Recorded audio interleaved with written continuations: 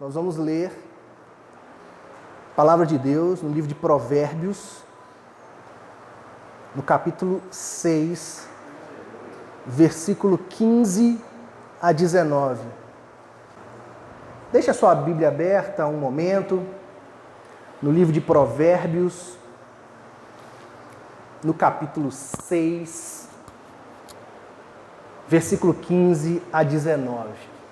Nós estamos aí nesse contexto de pandemia, nesse contexto de que este vírus tem alcançado uma grande parte da população mundial, né?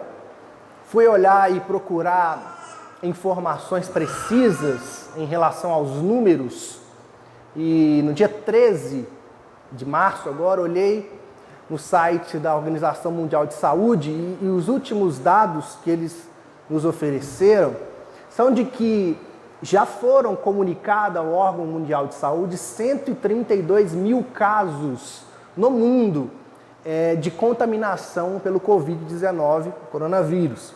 E que também a Organização Mundial de Saúde já diz que esse vírus já está em 123 países e territórios. Já está espalhado em 123 países e territórios. E infelizmente, segundo o site da Organização Mundial de Saúde, mais de 5 mil pessoas já morreram em razão desse vírus. Realmente a escala é grande, nos assusta. Realmente essa contaminação tem alcançado escalas e posições que nós precisamos tomar posturas sérias, precisamos ser prudentes. Essa semana, quando mandei uma mensagem para os irmãos, fiz questão de colocar o texto do Evangelho de Mateus, que fala sobre sermos prudentes como a serpente. Então a importância da prudência, a importância de darmos um passo para trás. Ouvi muitas pessoas questionando, em São Paulo, por exemplo, muitas igrejas precisaram fechar as suas portas para que as aglomerações em grande escala não acontecessem. E eu vi pessoas assim, imaturas, questionando a atitude dessas lideranças, dizendo que era falta de fé o fechar as portas, né? O que demonstra uma infantilidade espiritual absurda, né? O que demonstra uma pequenez, uma falta de conhecimento da palavra absurda. Não é o fato de que temos fé, de que somos imunes às contaminações. Não é o fato de que seguimos a Cristo, de que somos seguidores de Cristo, de que seremos imunes a qualquer lutas. Isso o próprio Evangelho dá um destaque, que no mundo nós teríamos o que, irmãos? No mundo nós teríamos o que, irmãos? Aflições. Então, esse tipo de fala demonstra realmente uma infantilidade espiritual. Para mim não é surpresa, porque infelizmente nós vivemos um tempo de muita infantilidade espiritual. Mas diante desse contexto, irmãos, não sei vocês, mas essa semana fiquei refletindo, né? E como que essas situações nos deixam e nos levam a tomar posturas drásticas e necessárias. O irmão Rafael aqui reformou a importância da limpeza das mãos, a importância da higienização. Em muitos países já estão pessoas em quarentena. O meu irmão mesmo que mora na Suíça, ele já está em quarentena com a sua família. Os mercados estão limitando a quantidade de alimentos que se pode comprar. E ele já está em casa, em quarentena, por tempo determinado com a sua família, lá na Suíça. As fronteiras lá que ele transita muito, trabalha na Alemanha e volta para a Suíça e já não está podendo fazer esse trânsito, que as fronteiras já estão fechadas. Isso mostra como que em meio a essas contaminações, essas situações, a gente começa a tomar atitudes drásticas, posturas drásticas, para que isso não aconteça mais, não se espalhe, que essa contaminação não alcance uma escala maior. E essas medidas que estão sendo tomadas é para que os números não extrapolem, para que os hospitais não fiquem cheios, né?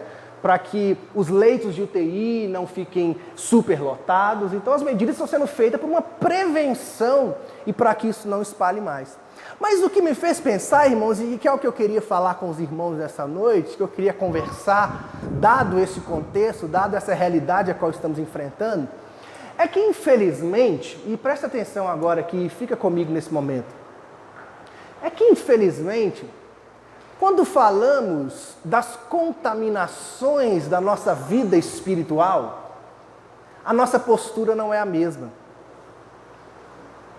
Quando falamos em relação aos vírus que contaminam a nossa vida espiritual, e vírus aqui podemos entender como o pecado, muitas vezes quando o pecado, os vírus do pecado começam a chegar à nossa vida e começam a contaminar a nossa vida espiritual, muitas vezes a nossa postura não é tão radical quanto estamos num momento como esse, e que deve ser radical, as posturas.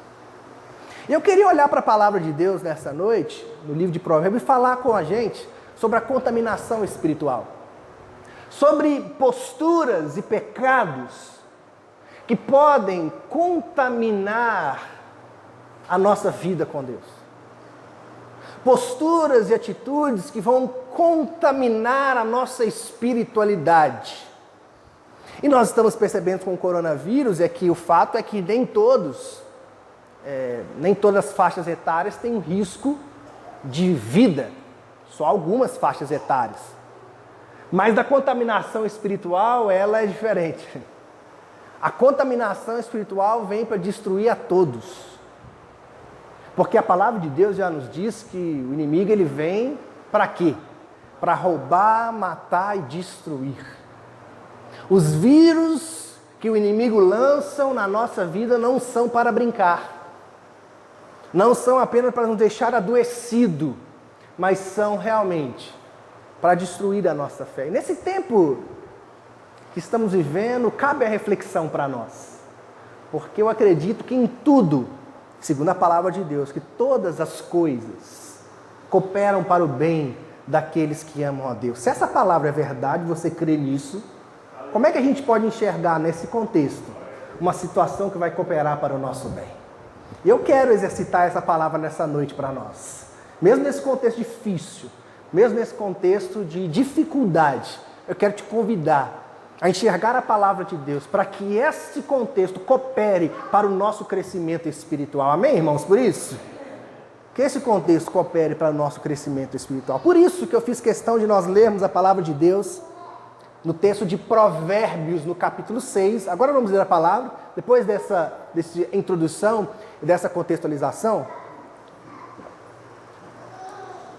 te convido a ler a palavra de Deus, então, no livro de Provérbios, no capítulo 6, versículo 16 a 19. Todos que encontraram podem dizer amém? Amém. Diz assim a palavra de Deus para nós: 6 coisas o Senhor aborrece, e a 7ª a sua alma abomina: olhos altivos, língua mentirosa, mãos que derramam sangue inocente, coração que trama projetos iníquos, pés que se apressam a correr para o mal, testemunha falsa que profere mentiras e o que semeia contenda entre irmãos. Baixa a sua cabeça, vamos orar e falar com Deus, pedir que essa palavra fale profundamente ao nosso coração nesta noite. Santo Deus, eterno Pai, eu te agradeço por essa palavra. Te agradeço, Senhor, pela oportunidade de crescermos a Tua palavra nessa noite, pela oportunidade, Senhor, de buscarmos a Sua voz e crescermos no Teu Evangelho, Pai. Pela oportunidade de percebermos aquilo, Deus, que aborrece o Teu coração, aquilo que a Tua alma abomina, Pai. Aquilo, Deus, que pode contaminar a nossa vida espiritual, Pai. Que nós precisamos aprender isso nessa noite e saímos daqui mais saudáveis espiritualmente. Saímos daqui com a nossa vida espiritual aquecida pelo fogo do Espírito Santo, aquecida pelo Teu Evangelho, em nome de Jesus. Amém, amém e amém. Glória a Deus por essa palavra e por esse momento de oração. O livro de Provérbios nos traz inúmeras sabedorias e instruções para a nossa vida.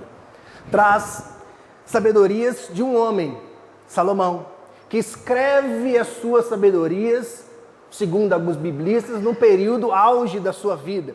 No auge da sua sabedoria, Salomão começa a descrever princípios do saber que pode edificar a vida do homem. O livro de Eclesiastes, por exemplo, que é um outro texto que, segundo os biblistas, a autoria pode ser direcionada a Salomão, é diferente. É um texto escrito na sua velhice, escrito já à beira da morte. Por isso que o texto de Eclesiastes é um texto mais dramático, porque Salomão percebe que o fim da vida está chegando, percebe como que ele gastou a sua vida de forma, em muitos casos, de forma vazia. Mas o texto de Provérbios, como disse, é um texto diferente. É um texto que ele está nos trazendo princípios para que eu e você não venhamos a errar como ele também errou. Ele nos revela um caminho que nós devemos seguir. E aqui nesses versículos que lemos, Salomão revela 7 coisas que abominam, que Deus abomina.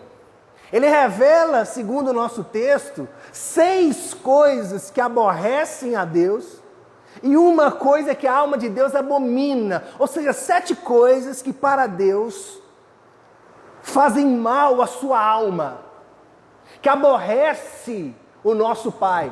7 coisas que quando vivenciadas, que quando praticadas, o coração de Deus se entristece profundamente. E eu quero trazer essa perspectiva de que como esses pecados e essas posturas aqui que Salomão nos descreve, muitas vezes podem estar contaminando a nossa vida com Deus.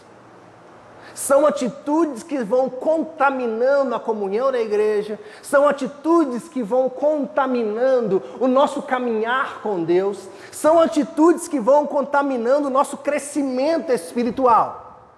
E eu quero nos alertar nessa noite, para que eu e você possamos olhar para essa lista e fugir dela. Fugir dela. Assim como estamos fugindo do Covid-19, assim como estamos nos prevenindo, que você também se previna dessas contaminações. Primeiro elemento, vamos olhar esses 7 elementos, esses 7 pontos aí que Salomão destaca nesses versículos que lemos. Qual que é o primeiro vírus, primeiro pecado que ele destaca aí, irmãos? Como é que está na sua Bíblia? Olhos altivos. Tem uma outra versão que os irmãos queiram compartilhar? Oi? Olhos arrogantes. Alguma outra? Outra palavra que destaca? Olhos de desprezo. Olha só que coisa impactante. Primeira coisa que queria falar com os irmãos essa noite é sobre os olhos altivos, os olhos arrogantes, os olhos de desprezo. Segundo as escrituras que lemos, o olhar altivo aborrece o nosso Deus. O olhar soberbo, o olhar orgulhoso, o olhar daquele ou daquela que se enxerga como superior ou maior. O olhar daquele daquela que acha que sempre tem a verdade. Nesses tempos, como a gente tem gente que acha, não, isso aí é coisa... Isso é conspiração, isso aí é a China comunista que está fazendo um vírus para espalhar no mundo. Já ouviram essas histórias assim? É de gente que sabe a verdade. É de gente que olha de você de cima para baixo. De gente que, pior ainda, não te olha no olho. Uma coisa, meus irmãos e minhas irmãs, que me deixa entristecido é quando a gente não tem capacidade de olhar no olho um do outro, né? E olhar no olho com clareza, olhar no olho com paz, olhar no mesmo patamar.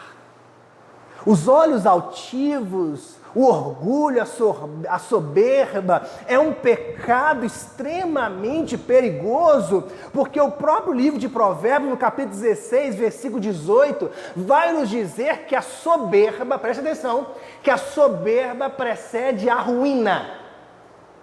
O livro de Provérbios, a sabedoria de Provérbios, também vai reafirmar para nós que a soberba, ela precede a nossa ruína.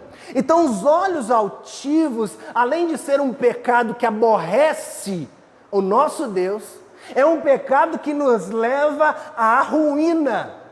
É um pecado que nos leva à destruição. E muito mais, não apenas a sua destruição, mas leva a destruição do nosso ambiente. Uma pessoa com olhar altivo contamina o ambiente, porque ela sempre tem o dedo a apontar. Ela sempre tem o dedo a julgar. Ela sempre tem uma palavra de julgamento e não a palavra de amor. É curioso, meus irmãos, como que o olhar é tão precioso no Evangelho. Os discípulos de Jesus, quando chegavam, lá no livro de Atos, quando chegavam ao templo, a porta formosa, como diz o Evangelho, viram um morador de rua ali, aleijado, sentado. E o texto nos diz um detalhe importante, que o discípulo de Jesus olha para ele e fala assim: olha para mim. Olha para mim. Ele repete 3 vezes. Olha para mim. Ele faz questão de ter um olhar e demonstrar um olhar de amor para aquele homem que possivelmente todos que passavam perto dele tinham um olhar de desprezo. O olhar é fundamental. O olhar de amor é essencial. E o olhar altivo aborrece o coração do Senhor. Numa parábola, que temos uma parábola preciosa do fariseu e o fariseu que estava orando. E o fariseu, quando ora, ele exalta toda a sua grandeza, exalta toda a sua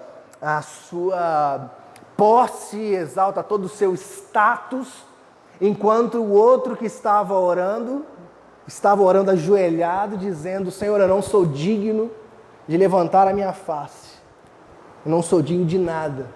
E nessa parábola termina dizendo que aquele que se exalta será humilhado, mas o que se humilha será exaltado. Como está o nosso olhar, irmão e irmã? Como está o nosso olhar? Esse primeiro princípio aqui já nos alerta sobre o nosso olhar, sobre a nossa postura, sobre como está o nosso olhar frente ao outro. Que eu e você possamos ser homens e mulheres de Deus, que tem um olhar de amor, que tem um olhar de misericórdia, que tem um olhar de compaixão, que tem um olhar segundo o olhar do Senhor Cristo Jesus. Os discípulos seguiram o exemplo do Mestre, olharam para aquele homem e disseram: olha para mim, olha o olhar que eu quero transmitir para você, perceba o olhar que eu transmito. Segunda coisa, primeira coisa que aborrece o coração de Deus é um olhar altivo. Segunda coisa é o que, irmãos? Como é que está na sua Bíblia aí? Língua mentirosa. Língua mentirosa. Mentira.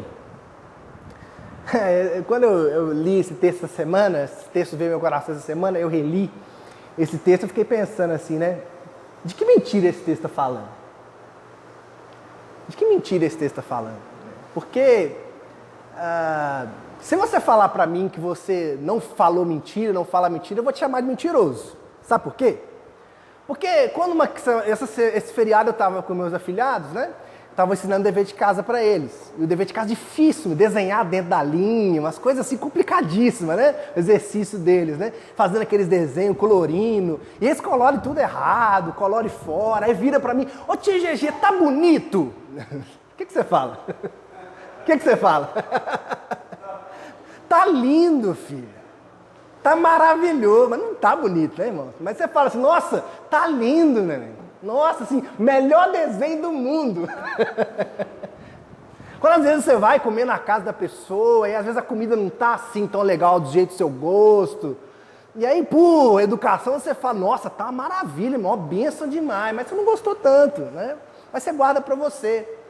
Será que é desse tipo de mentira, essa coisa significante, né, que a Bíblia está falando?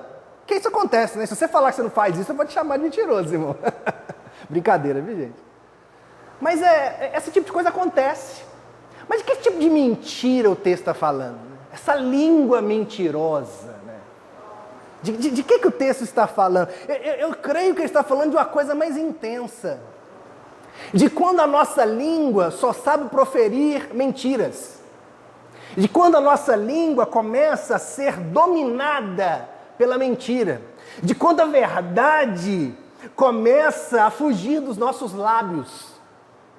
A verdade que faz o outro crescer, a verdade que gera justiça, a verdade que traz paz, a verdade que traz alegria, não está mais nos nossos lábios. E o que está é sempre a mentira, a enganação. João capítulo 8, versículo 44 diz assim: vocês pertencem ao pai de vocês, o diabo, e querem realizar o desejo dele. Ele foi homicida desde o princípio e não se apegou à verdade, pois não há verdade nele. Quando mentem, falam a sua própria língua, pois é mentiroso e pai da mentira. O Evangelho de João vai dizer que o pai da mentira é o diabo. E quando somos dominados pela mentira, em vez de sermos reconhecidos como filhos de Deus, nós somos reconhecidos como filhos do diabo. Olha que palavra pesada, irmãos. Quando a mentira começa a ser o norte da nossa vida, quando mentimos para esconder os nossos pecados, quando mentimos para esconder o nosso mau caratismo, quando mentimos para não enfrentar uma transformação e uma mudança real que o Evangelho faz em nós, nós percebemos que aí a nossa língua está começando a se tornar uma língua mentirosa, a mentira está começando a nos dominar, nós já não temos controle sobre a nossa língua. Irmãos, falo isso com muita tristeza, né?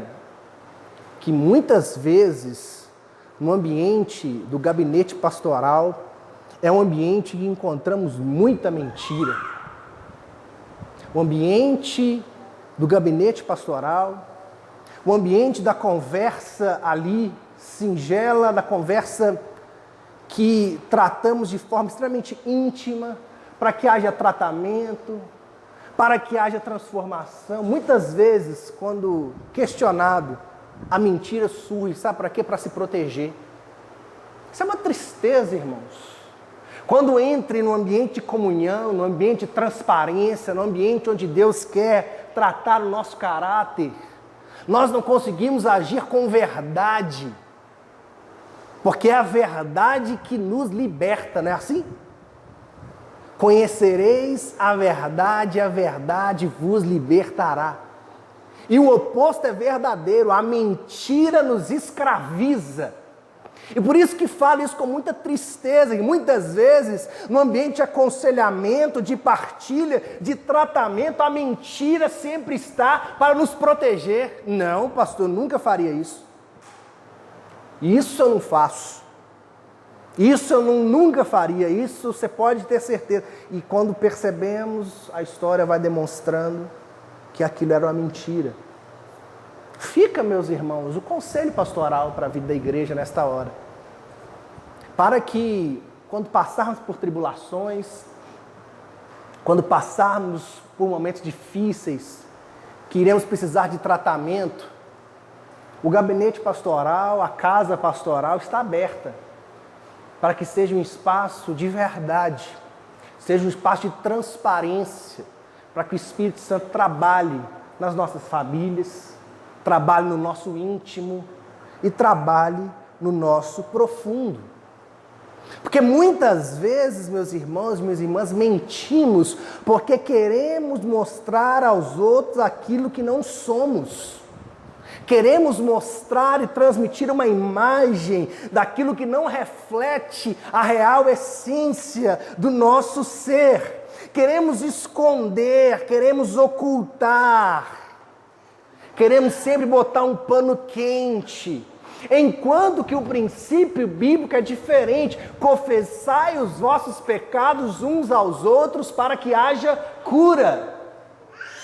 Quando não temos um espaço aberto, meus irmãos, de verdade, de compartilhar da verdade daquilo que somos, das nossas falhas, dos nossos limites, daquilo que não somos bons, daquilo que precisamos ser transformados, a gente começa a adoecer.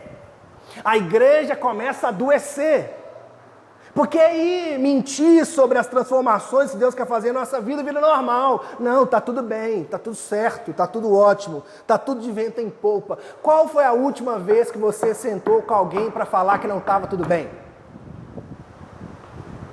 Qual foi a última vez que sentamos num ambiente de liberdade, de leveza, de confiança, para compartilhar daquilo que precisa ser transformado em nós? Que Deus ministra em nós essa capacidade, sabe, meus irmãos, de poder falar. Que Deus gere em nosso meio ambientes de confiança, de leveza, de amor, para que a nossa língua possa proferir das verdades que precisam ser trabalhadas em nós. Porque o Evangelho de Mateus também nos destaca, né? Que a boca fala do que o coração está... A boca fala do que o coração está cheio. Que a nossa boca possa realmente ser um reflexo da verdade que está no nosso coração. Amém, irmãos, por isso? Que a nossa boca seja isso. Seja um espaço de transmitir da verdade de Deus que tomou conta do nosso coração, que tomou conta da nossa vida. Peça isso a Deus hoje, para que essa verdade inunde seu coração de tal forma que a língua mentirosa não aborreça o Pai através da minha, da sua e das nossas vidas. Terceira coisa, qual que é o terceiro ponto aí, irmãos?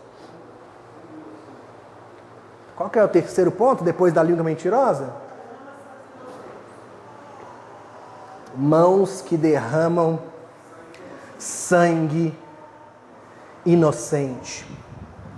Nós temos um princípio nos 10 mandamentos que é o não matarás. Esse é um dos primeiros princípios que nós percebemos.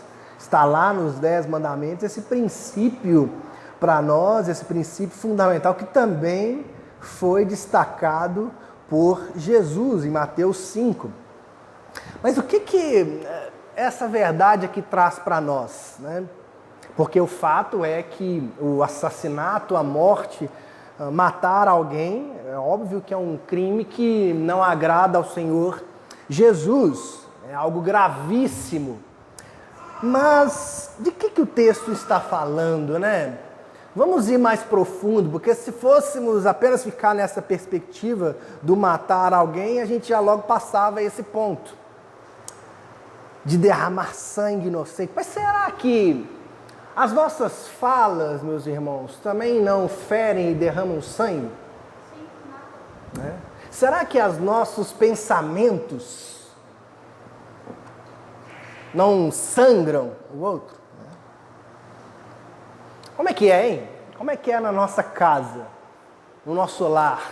Será que sempre as nossas falas, o pastor Lincoln até brincou com isso aqui, quem estava no jantar de casais e brincou, né, sobre as falas, né? Como que as falas mudam, né? O tratar com o cônjuge muda, vai mudando com o tempo, não pode mudar, mas acontece que muda. Mas eu estou falando não apenas daquela brincadeira que o Lincoln fez aqui dos nomes dos bichinhos, né? Mas de algo mais profundo. Como que muitas vezes as nossas palavras agridem? Como que as nossas palavras ferem? Como que os nossos preconceitos matam?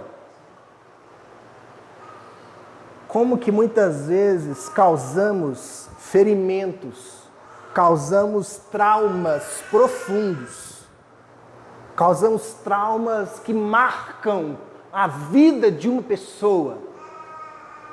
Não é à toa que os traumas, se não tratados, geram um mal profundo para a vida de uma pessoa, porque uma palavra maldita pode gerar um trauma psíquico naquele menino ou menina que vai levar para o resto da sua vida aquele trauma, aquele transtorno, se não tratado, vai afetar suas relações, vai afetar as suas relações conjugais, vai afetar a sua relação como pai ou mãe, vai afetar a sua relação humana, vai afetar até sua relação na igreja. Muitas vezes vemos crises e dificuldade de relacionamento, porque quando criança, quando pequeno, ou no passado, sofremos palavras que feriram a nós e achamos que precisamos ferir os outros. Não sei quem já viu um documentário chamado Humano, tinha na Netflix esse documentário, né? É um documentário que São várias entrevistas, de pertinho assim, tem uma fotografia muito curiosa e as histórias são maravilhosas. E tem a história de um homem que está preso em prisão perpétua e o documentário decide entrevistar aquele rapaz. Aquele rapaz foi preso porque ele matou a sua esposa, assassinou a sua esposa. E aí foram entrevistar ele, por que ele fez aquilo? E ele conta no documentário que quando ele era criança, a forma como ele aprendeu o que é amor era da seguinte forma: o pai dele, sempre que ele fazia uma coisa errada, ia lá, espancar, não batia, espancava aquele menino. E falava assim, eu faço isso, eu te espanco assim, e com todo aquele ódio lançava o menino e falava assim, eu te espanco assim porque eu te amo. Eu maltrato você dessa forma porque eu te amo. Dói mais em mim do que em você. E aquele menino cresceu aprendendo que amor era aquilo. Amor era aquele negócio que ele sofria. E quando ele cresceu, a forma dele manifestar amor era daquela forma. Até ele chegar ao ponto de matar sua esposa e hoje está em prisão perpétua. Isso é um caso extremo. Mas como que muitos traumas e muitas palavras, atitudes e posturas podem sangrar a nossa vida. E por isso, meus irmãos, aí fica o alerta para mim, para você, para nós, refletirmos sobre as nossas palavras, refletirmos sobre os nossos pensamentos, sobre as nossas atitudes e fazer uma pergunta simples. Será que eu gostaria de ouvir essa palavra? Se eu ouvisse essa palavra, eu seria ferido ou eu iria crescer? Como é que eu iria receber? Que eu e você possamos fugir das mãos que derramam sangue inocente. Que eu e você possamos ser discípulos e discípulas que não são contaminados por esse princípio, que aborrece o coração de Deus, que aborrece o coração do nosso Senhor. Que Deus, meus irmãos e minhas irmãs, nos capacite para respeitarmos a vida e amarmos as pessoas à nossa volta, inclusive aqueles que não amamos, inclusive aqueles que podem ser chamados nossos inimigos, inclusive aqueles que pisam no nosso calo. Que Deus nos dê essa graça, Deus nos dê essa sabedoria. Depois dessas três coisas, mais um ponto. Estamos chegando lá. Quarto ponto. Qual que é? Como é que está na sua Bíblia aí? Qual que é o quarto ponto? Fala mais alto, Rafa, por favor. Coração que maquina planos perversos. Coração, gostei dessa versão. Coração que maquina planos perversos. Tem outra versão diferente? Coração que traça projetos iníquos. Que maquina pensamentos viciosos. Olha que coisa, meus irmãos e minhas irmãs. Olha que coisa que aborrece o coração de Deus, que pode contaminar a nossa vida espiritual. O coração que traça planos perversos. O inimigo, ele lança, meus irmãos, essas sementes do mal sobre nós. E essas sementes, elas querem infiltrar no nosso coração. Nós precisamos guardar o nosso coração. O que o livro de Provérbios também nos destaca? Provérbios capítulo 4, versículo 23. Acima de tudo, guarde o seu coração, pois dele depende toda a sua vida. Precisamos guardar o nosso coração dos planos perversos, de atitudes maquiavélicas, que geram e são feitas para gerar o mal. Isso é uma tristeza, né, irmãos? Como que nas relações humanas, nas relações de trabalho, nas relações da nossa vida, vira e mexe, encontramos pessoas que estão sempre ali tramando para que algo dê errado, para que o outro se dê mal, para que você possa se promover. A gente já fica muitas vezes esperando o outro cair para soltar os nossos foguetes de alegria, porque o nosso coração vai sendo dominado por planos perversos, e isso não é uma condição de alguns. Se eu ou você não deixarmos o Espírito Santo agir constantemente na nossa vida, se eu e você não deixarmos a palavra de Deus ir tratando o nosso caráter, o fruto do Espírito brotar em nós, você acha que é que fruto que vai gerar em nós, meus irmãos? Se a palavra já nos diz que todos pecaram e carecem da glória de Deus, se a nossa condição é caída, segundo as Escrituras, se a nossa condição sem Jesus é a morte ao pecado, o que você acha que um coração sem Deus vai tramar? Então, por isso que o livro de Provérbios fala para nós guardarmos o nosso coração. A gente precisa guardar o nosso coração, para que o nosso coração não fique à reveria, para que ele fique sendo exposto aos planos do inimigo, para que ele fique sendo exposto a planos perversos. O que tem ocupado o nosso coração? O que tem ocupado a nossa vida a ponto de os desgastarmos para isso?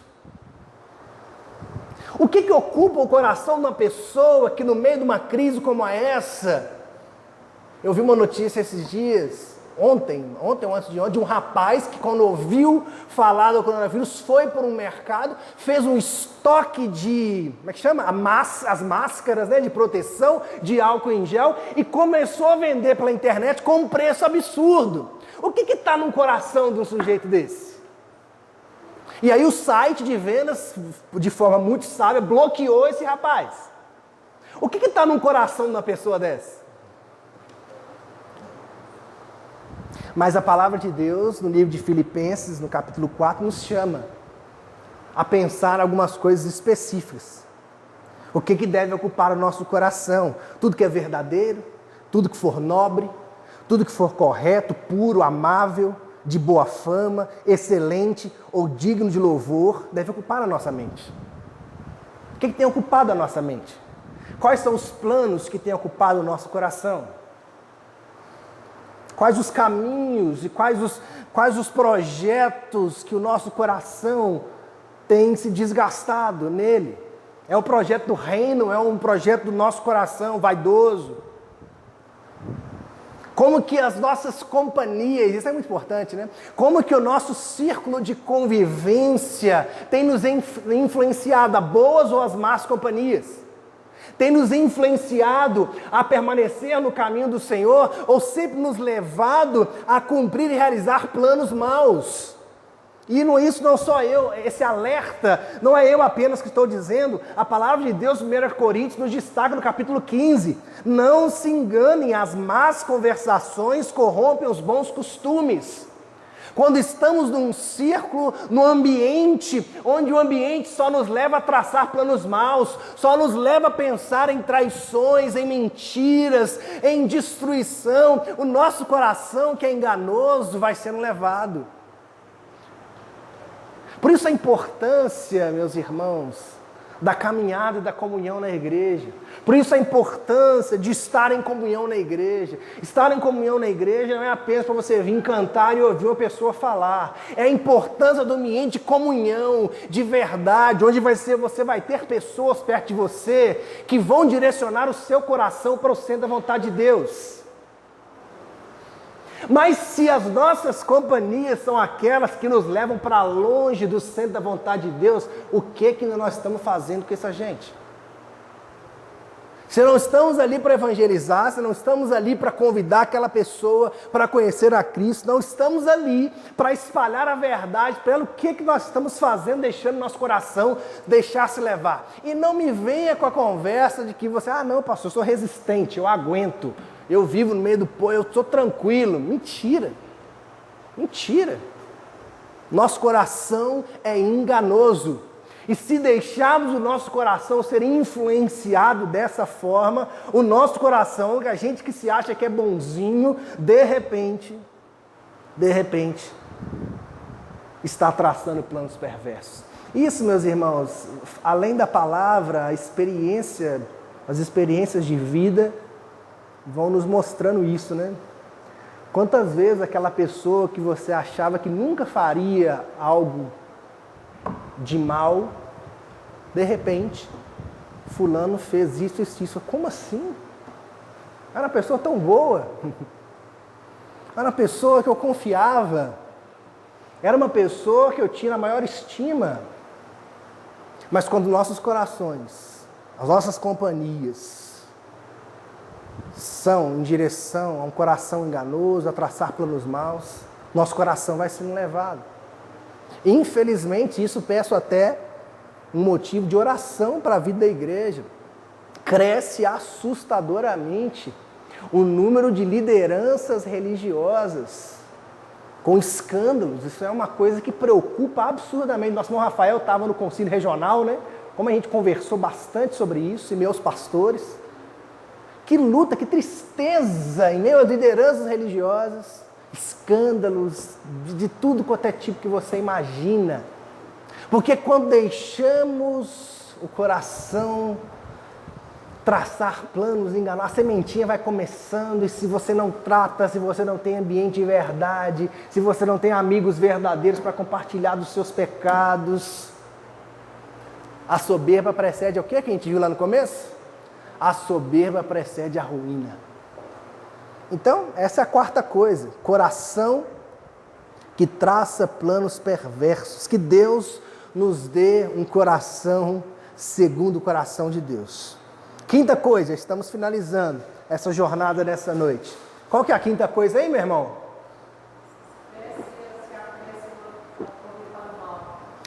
Eu gostei demais desse aqui. Pés que se apressam para fazer o mal. Pés que se apressam a fazer o mal. Isso é interessante demais, né? Porque demonstra uma falha nossa, né? Como a gente tem pressa em julgar as pessoas, né? Como a gente tem pressa em fazer um julgamento sobre alguém. Como a gente tem pressa em fazer um pré-julgamento sobre as pessoas. E tá aí uma coisa que eu aprendi com meu pai, pastor Jânio. E que eu brigava com meu pai muitas vezes, assim, brigava não literalmente, mas a gente discutia, né? Falou, pai, você acredita demais nas pessoas, que sempre dá, se você acredita, e as pessoas sempre te dão uma facada nas costas, sempre te fazem o mal. E meu pai sempre falava assim uma coisa comigo, assim, eu acredito até que me prove o contrário.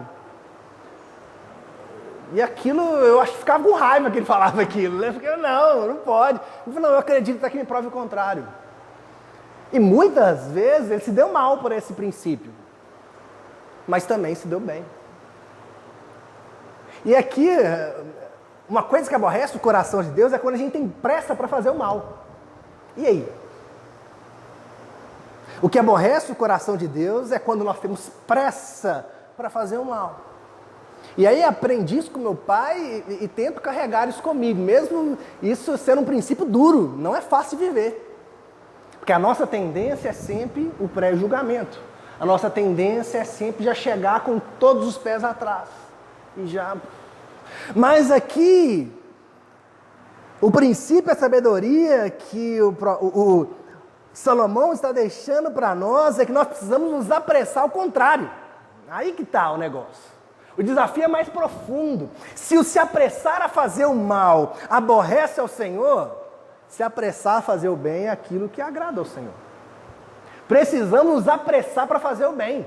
Precisamos ter pressa em ajudar. Precisamos ter pressa em estender a mão. Precisamos ter pressa em abençoar. O livro de Provérbios também vai dizer, quem permanece na justiça viverá. Quem sai em busca do mal corre para a morte. É triste demais vermos discípulos e discípulas do Senhor que nos seus caminhos, onde passam, os seus pés deixam rastros de mal. Onde passa, as pegadas deixam o testemunho. E eu sempre bato nessa tecla, né, irmãos, o testemunho, porque isso aqui é fundamental da vida cristã. Isso aqui é o que precisamos lutar diariamente. Quais são as pegadas que estamos deixando? Vamos ver aqui, literalmente, aqui no texto, tratando a ideia dos pés. Quais são as pegadas que o nosso testemunho tem deixado? Quais são as pegadas? Quais são, quando passamos por um ambiente, o que fica? Mal ou bem? Bênção ou maldição? Que nós possamos perceber com clareza isso aqui, para que a minha vida, a sua vida, a nossa vida, não seja uma vida que aborreça o coração de Deus. Não seja uma vida que seja contaminada espiritualmente por esse pecado. Contaminada por esse pecado que vem criando uma raiz no nosso coração. Olha só o que o apóstolo Paulo em Romanos vai dizer para nós no capítulo 13, versículo 13 e 14. Comportemo-nos com decência, como quem age à luz do dia, não em orgias e bebedeiras, não em moralidade sexual e depravação, não em desavença e inveja, pelo contrário, revistam-se do Senhor Jesus Cristo e não fiquem premeditando como satisfazer os desejos da carne. Olha que coisa! Não fiquem premeditando como satisfazer os desejos da carne. Não se apresse a fazer o mal. Romanos 13, versículo 13 e 14. Não se apresse a fazer o mal. Não peque por esse excesso. Não peque dessa forma. Que esse princípio, como expus aí do meu pai, seja um desafio para a gente vivê-lo. Eu acredito até que me prove o contrário. Quando eu cheguei na faculdade de teologia, e lá a gente morava numa espécie de uma república, né? Um monte de gente, tudo quanto é jeito, temperamento. Sempre chega aquele que fala assim, ó, toma cuidado com aquele cara, não convive com fulano de tal, cuidado com a teologia do fulano de lá, olha com a teologia do outro e tal. E aí eu consegui carregar esse princípio do meu pai lá nessa situação. Eu vou ver, até que me prove o contrário. E foi a coisa que mais me fez bem. Porque aquele fulaninho lá que veio falar mal dos outros pra mim, e falou mal dos caras, os caras que ele apontou o dedo e falou mal, eram os que mais foram meus amigos naquele período. Foram os que mais me acolheram. Foram os que mais cuidaram de mim nos momentos de luta lá. Então, muitas vezes a gente pede oportunidades maravilhosas de convivência, de amizade, de crescimento, porque nos apressamos em fazer o mal, em olhar mal. Que Deus nos livre disso. Sexta e última coisa. Sexta coisa que aborrece o coração de Deus. Última coisa que aborrece o coração de Deus, porque a última alma dele abomina. Sexta coisa que aborrece o coração de Deus. Testemunha falsa que espalha mentiras. Testemunhas falsas. Isso aqui, acho que tá no nome, parece que foi escrito para hoje, né? Poderia colocar assim, ó, gente que espalha fake news. Uma versão contextualizada aqui para nós, né? Gente que espalha fake news. Isso aqui... Oi? E jura que é verdade. Não, tô certo, é isso mesmo. Gente, como que isso é um drama, né? Como que isso é uma coisa que cresceu nos nossos dias, que é muito difícil, não tem explicação. O que é verdade hoje, gente? O que é verdade hoje? Falar de verdade é um drama nos nossos dias. Falar de verdade é uma loucura nos nossos dias. Porque a verdade dos nossos dias, infelizmente, não depende do seu conteúdo, mas depende de quem está falando. Ah, se fulano falou é verdade, se foi o outro é mentira. Não quero nem saber, é mentira. Não quero nem sentar para buscar entender os argumentos. Não, já é mentira, porque se fulano falou, ele é mentiroso. Tudo que ele fala... Hoje, nos nossos dias, a verdade está naquele que fala. Isso é um perigo absurdo. Isso é um perigo absurdo. E aí nós vivemos nesse ambiente de fake news, porque, não, se não é a minha verdade. E aí vamos espalhando as nossas verdades, as nossas supostas verdades, com toda a arrogância possível, e vamos começando, e vamos espalhando isso, e a coisa vai ganhando uma proporção absurda. E não somente isso, podemos trazer para os ambientes das relações também, quando espalhamos e fazemos o que o texto especificamente está dizendo, damos um testemunho falso. Quando testemunhamos de forma mentirosa sobre alguém, sobre uma situação. Quando falamos mal e espalhamos mentiras sobre um ou outro. Precisamos nos alertar para isso, porque já adiantando aqui o último ponto que a alma de Deus abomina, é a discórdia, é a destruição dos relacionamentos. E como a mentira e o testemunho falso, como que quando falamos mentiras sobre um ou outro, como isso gera mal, e gera um mal na vida da igreja, né, irmãos? E olha como as coisas se conectam, né? Quando é para espalhar mentira, a gente espalha com uma velocidade, né? Numa pressa, né? Numa pressa, né? Quando é para a gente fofoca numa velocidade. Quando é para espalhar fofoca, mentira, falso testemunho, é para já. Muitas vezes paramos tudo que estamos fazendo para espalhar a mentira sobre aquela situação. Infelizmente, quantas pessoas, quantos irmãos já não estão na convivência da igreja de Cristo porque foi vítima, e essa é a palavra mesmo, vítimas de fofocas, de mentiras. Quantas pessoas já deixaram de conviver e muitas vezes estão traumatizadas. Eu falo isso porque eu convivo com muita gente que já passou por essa situação. E quando se fala de igreja, o que vem na mente é trauma. Quando se fala de igreja, o que vem na mente é um bando de gente que só fofoca, só passa falso testemunho. Que tristeza, hoje estou convivendo lá no mestrado e convido com gente de várias religiões, com gente de crenças diversas, de não crença. E é difícil isso, né? Como que os estereótipos vão impregnando na gente. E o estereótipo é esse. O estereótipo que se tem é esse. E o número dos feridos da fé só cresce. Que tristeza. Muito obrigado, minha irmã. Muito obrigado.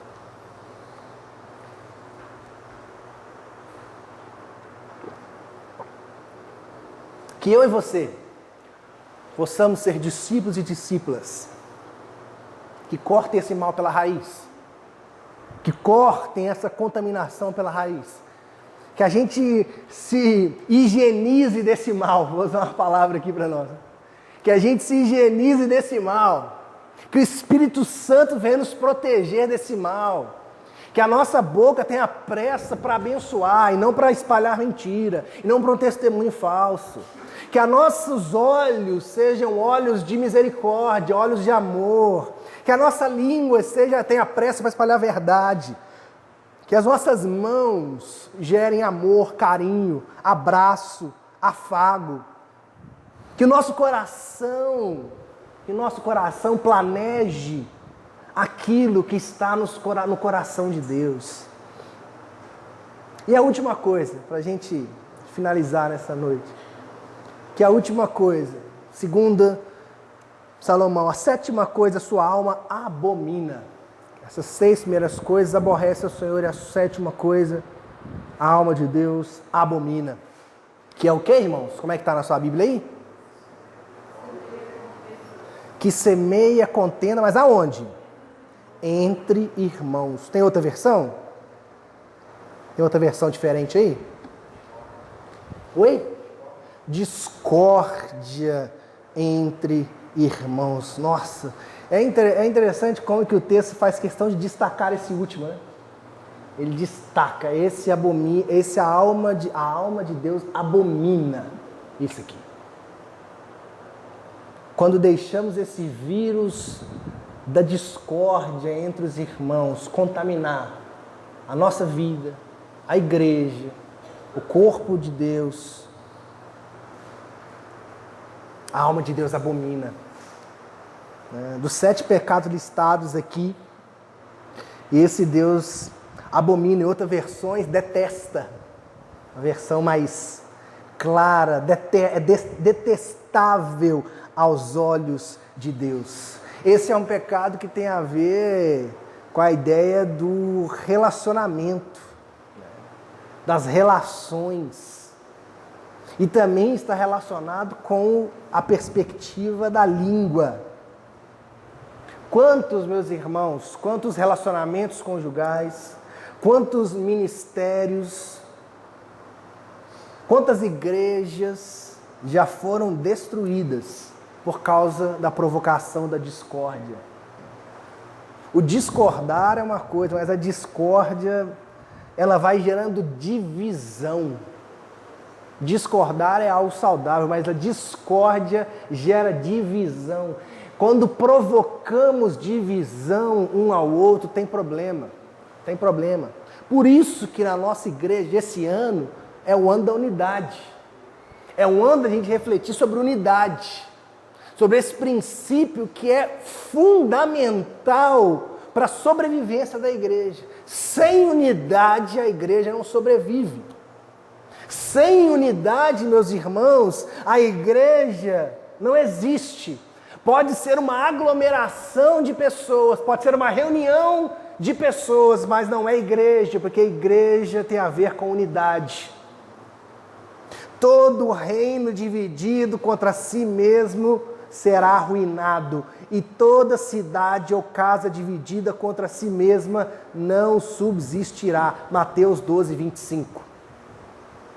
Precisamos nos alertar para esse vírus, para essa contaminação da discórdia, da divisão que Satanás quer semear em nosso meio. A palavra, meus irmãos, diabo, a palavra diabo na sua essência significa aquele que divide. Diabolos, aquele que espalha, aquele que divide. O diabo, ele quer nos espalhar, ele quer nos dividir, ele quer gerar discórdias, ele quer gerar contendas. Mas eu e você, em nome de Jesus, nós vamos ser mensageiros da unidade. Amém, irmãos? Por isso, nós iremos e precisamos ser, com todas as nossas forças, mensageiros de unidade. Porque a diversidade, ela é bem-vinda.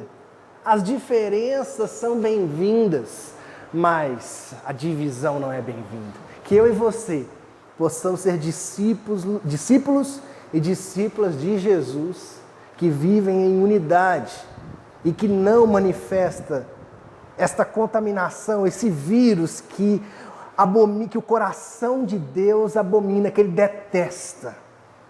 Que eu e você possamos sair daqui nessa noite, voltar para as nossas realidades, tomar os cuidados devidos com a contaminação do coronavírus, os cuidados aqui que nosso irmão Rafael nos orientou, os cuidados que vocês estão vendo na televisão, nos jornais, que nós possamos tomar as medidas cabíveis, que nós possamos tomar todas as medidas necessárias para combater esse vírus.